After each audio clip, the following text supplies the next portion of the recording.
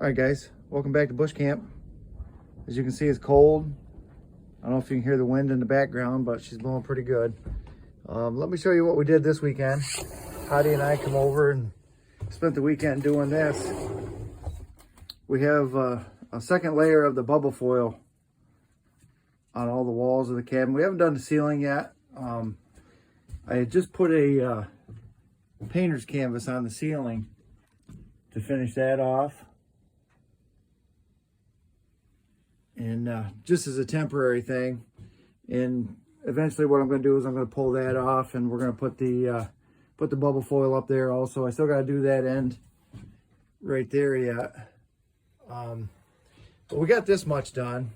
And as you can see, it looks like a tin can in here. But it does stop a lot of the drafts. And the bubble foil instructions, I call it bubble foil, I don't know what, reflectix I guess it is. The instructions say it works best with 2 layers a few inches apart. And so that's what we have. We have 2 layers.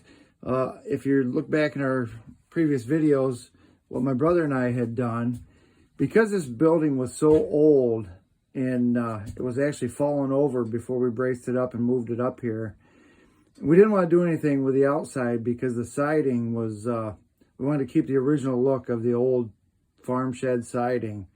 And so that's why we didn't want to do anything with the outside.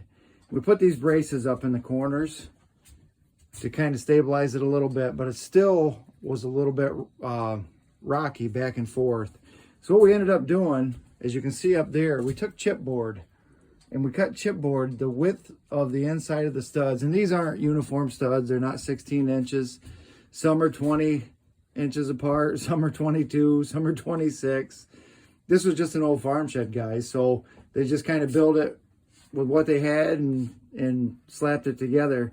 I guess originally it was an ice house years ago, what they called an ice house, used for ice storage. But anyway, so what we did was we took that chipboard, cut it to the width in between the studs, put it in there, and then we took 2x3s, screwed it into the chipboard, and then screwed it into the old original studs.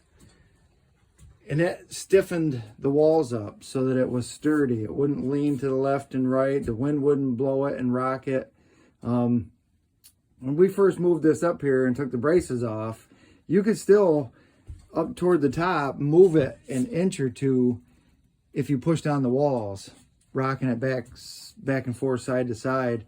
When we moved this building, the floor had rotted out. The floor joists were gone. The floor had rotted out.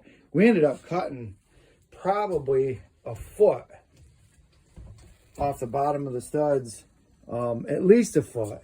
And then some of them we ended up having to, as you can see right here, there's a scab piece that we had to put on that because they were kind of rotten at the bottom. We had to cut off the rotten parts and rebuild it that way. But anyway, we ended up doing it that way. So now we're one step closer. We've been deciding what we're going to do here in the corner. We want to do either like a stone veneer or a natural stone. We were going to do it just as high as you see the cement board, but we've since talked and we're going to do it the rest of the way up to that top sill plate. So kind of give it a uniform look, make it nice and cozy there in the corner where the wood stove is. And of course the stone wall will hold the heat more. As the fire goes out, you know, if we're staying here overnight and the fire goes out, it'll keep it warmer longer. But anyway, that's the progress. I know I haven't posted a video in quite a while, but that's the progress. We've got one step closer. Now we just got to decide what we're going to do for walls. I think we're going to do like a knotty pine or maybe a shiplap, tongue and groove. Haven't quite decided on that yet, but that's what we're going to end up doing, is something to finish the walls. So anyway, thanks for watching, guys. Everybody have a great day.